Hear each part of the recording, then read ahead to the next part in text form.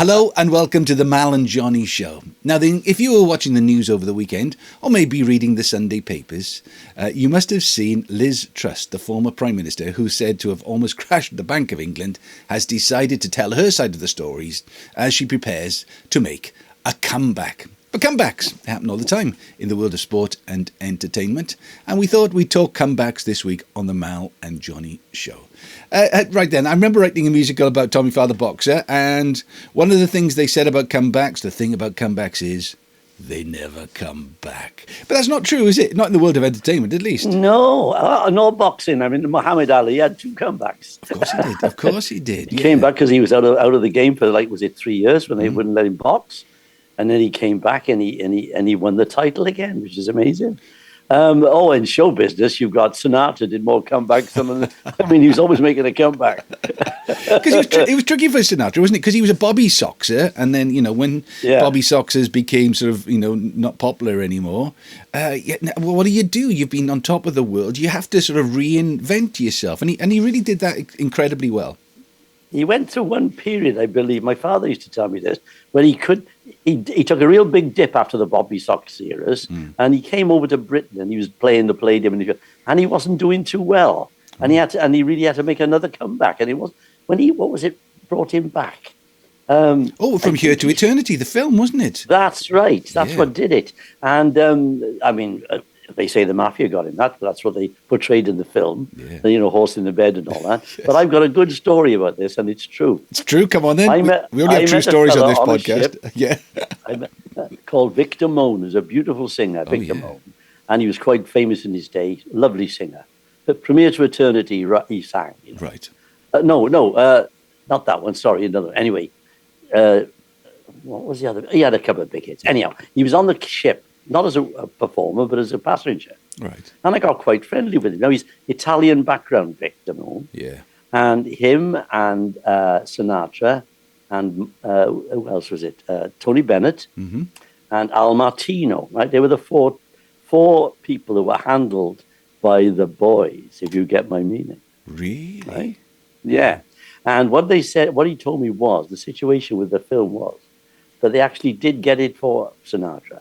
And when there was the film The Godfather, they were all approached to play the part of the singer. Do you remember the singer? Yes. In The Godfather? Yes. And Sinatra rang everybody. He rang Victor Moan firsthand. I heard it from the horse's mouth. He rang Tony Bennett, Al Martino. Tony Bennett, yeah. And Al Martino, and told him not to play the part because it was depicting him in not a very good light. Wow. Well, they all turned it down except Al Martino. Yeah. Right? And he never worked again after that film. It's unbelievable, isn't it? I mean, and that's a true story. I heard it from the horse's mouth. Was the horse dead? Was he in your bed when he told you? Yeah, he was probably in the bed, yeah. But, talking about other comebacks, I mean, what's the other one? Elvis's comeback. Do you remember that one? He came out in all the black leather. Yeah, that was fantastic. The story goes, he'd more or less given it up because he'd had enough. Yeah. And then Tom Jones was doing so well, and he became in awe of Tom Jones, apparently. Yeah. And he thought, I got to make a comeback. And that's what he did. And he trained, he got nice and slim again, and he did that one where he was all in black leather, and it was in the round, if I remember. Yeah. And it was a very good concert. Now he's back there then. Because, it's funny how artists are very popular, and then they sort of become a bit of a joke or a bit of a... people laugh at them because Elvis had become, the Beatles had turned over, it was the British invasion, and Elvis had become like, it has been, Elvis Presley, his day has come and gone. But when he walked out there, that leather suit, he looked magnificent, and then he sat down, he played the guitar with those boys, just in that, as you say, in the round, and everybody went, because it's funny, isn't it? It's happened occasionally, not obviously not in that sort of context, but, when you don't work for a little while, and then you get a gig and they go, oh, you're quite good at this, aren't you? They've forgotten that you've done it for 30 years, And obviously he'd paid his dues. He'd done all those clubs and, bars. That's right. Do you know what I love? I mean, as you know, people just recognise me now from Gavin and Stacey. Yeah. But when they see me doing a gig, they go, oh, I didn't know you did this. This is my day job. This is what I do. I sing and I dance. And I have done for the last 70 years. Ted Rogers, my mate Ted Rogers, who used to do 3-2-1. You remember? 3-2-1. Well, Ted was a very good stand-up comedian. That's how he started. one-liners and very topical stuff. In fact, he carried a writer with him everywhere he went. He'd do a function. He'd get the writer in the audience, find out the character, he'd write stuff, and he'd do it there and then. He had one of these memories, he could just do it. Wow. And so much so that he got a call from Bing Crosby because he'd done a command performance with, who did he, not Neil Dye. He did a command performance. Perry Como. He'd done a command performance with Perry Como. Right. And Perry Como said, I'm going to tell a few people about you, Ted. You're great as the first act on before the big star. Right? So he gets a call now from Bing Crosby. And he picks it up and says, hello, Ted, this is Bing. And he says, oh, but, he thought somebody taking the mickey. But it was Bing Crosby. And he did the tour with him in his country. He went to Vegas with him. Wow. He did and he had fantastic write-ups. But people only remembered him from 3-2-1. Yeah. It's weird, isn't it? Now, the boxers, so Tommy Farr, obviously, he went to America. He fought for the world title. Then he stayed there. And his trainer, Joby Churchill, the one-legged saddler from Tonopandi, who took him from the boxing booths of the Ronda to Yankee Stadium. He didn't want him to go to New York. He said, the fights are going to be fixed. You're not going to win. Yeah. And there were 3 or 4 fights, maybe 5 fights that Tommy Farr had out there. And, did he win? Didn't he win? Well, he thought he'd won. Was it the one with Joe Louis that was disputed? That was disputed. And then the Cinderella Man. And, they were about Red Berman. These guys, but they were all sort of mafia owned, and the fights were allegedly fixed by the mafia. He came back, and then he went into show business. He toured, but obviously you run out of money, and what do? You do what you make money out of. And he tried his best to come back, and he was basically he won back the Welsh heavyweight title, but he got beaten to a pulp later on. Yeah. But then I think about George Foreman. Do you remember the George Foreman story? Yeah, he made a comeback, didn't he? They're just about to do a film about him, I think. And the whole thing about him was, he was a monster. He hated the world, and then he'd beaten everybody up, and then he went to, the Rumble in the Jungle in Zaire. And Cassius Clay beat him up. He did the rope-a-dope, didn't he? He just, he took all those punches, and then I watched that over and over, and that punch, it landed in such a right position, right there, and he just the legs went. You could see it was Johnnick. It was true. You know what I mean? Yeah. Well, he became a vicar, reverend, and he did a lot of great work with charity, looking after kids who were going at the same way as he had gone. And then I think he was like 40 and fat. Not that there's wrong with being 40 and fat. We've all been there, Johnny. Well, except you. Yeah. Anyway. I'm 40 and fat twice. But I'm not fat. Thank God I'm not fat. Not really like a butcher's dog. He went back in the ring and everybody laughed at him, and he kept on. And he had, when he used to win the fights, these little fights, and he'd take the mic and he changed. He was just smiling, and then he won the world title. He won the world title again. So see what I mean? You can have come. But it's harder for boxers to come back. I know. I mean, there's been the few, isn't there? Yeah. Him and Muhammad Ali and a few more. But usually their age is against them. It's not like you can sing and dance until you're like Tom Jones, 83. Yeah. Do you know what I mean? Yes. Yeah. It's a different game. But I mean, you go out of style, you go out of fashion. I think. Yeah. Do you know what really gets up my nose when they go on the X Factor and all this? Yeah. And you'll get somebody there like Cowley. Oh yes, it's too cabaret. Well, what? I mean, what does that mean? I mean, Sammy Davis was a cabaret artist. He was the best entertainer in the world. No, he's a cruise act. What do you mean? You work on the ships? Well, that's the only place you can work. That's all that's left. Yeah, yes. Where else are you going to work? Yeah. Yeah, and now then, you're right. So people coming in and out of fashion. So Gary Barlow has been through that. Yeah, that again, whole thing. I see. Like Gary Barlow, take that, boy band, top of the charts, everybody loves him. The boy band falls apart. And then it's like, Gary Barlow, Gary Barlow. And then all of a sudden, take that, come back, and, they're filling stadiums, and suddenly he's a national treasure. But why is that then? Why is that then, Johnny? Tell me, what's happening I don't here? know. I mean, Robbie left them and became this huge star, didn't he? Yeah. And I think it just, it eclipsed the group in a way. I mean, I think what made him come back, I don't know what was the inspiration for him to do it. But hats off to him. He did it, and as you say, and since then he's written musicals, and yes, yeah. you know, he's a big star again. Yeah, we've all done that. Though. Johnny write musicals. There's nothing. Yeah, I've written a music. You've written a musical. We've all written Anybody can write a musical. Tony Bennett. Now, I love the story about Tony Bennett coming back because you know I left my heart in San Francisco. I don't remember him leaving. You see. Did he go through a period when he was out? Well, he went through a period where nobody was interested, and he was doing Butlins camps. You know, he was coming over to Britain to make some money, a bit like Judy Garland, didn't she? She came to the London Palladium to make some money because nobody was interested. That's right, yeah. And he was doing, you know, the Butlins camps, and then he made a record that people loved and realised, hang on, this bloke's good. This guy's he's brilliant, you know. And then he does records with Lady Gaga. I know. And all of that sort of stuff. I tell you, another great one come back was Neil Sedaka. Oh. Now, Neil Sedaka, I met his agent on a ship once. Right. The fellow's name was Sherwin Bash. Yes. That was his agent. I had dinner with him. Bash. Yeah. I said, who would you handle, Sherwin? He said, well, I got Neil Sedaka. I got Dawn. He said, I got the Carpenters. This guy had everything. Anyhow, he was telling me about it. He said what happened was he went out of fashion. Yeah. The usual thing. He was that, you know, tra-la-la-la-la, that kind of music. Yeah. Went out of fashion. And he came over here. Yeah. And he was doing the working men's clubs. And your mate, Elton John, yes, signed him up. And he made an album over here, The Hungry Years.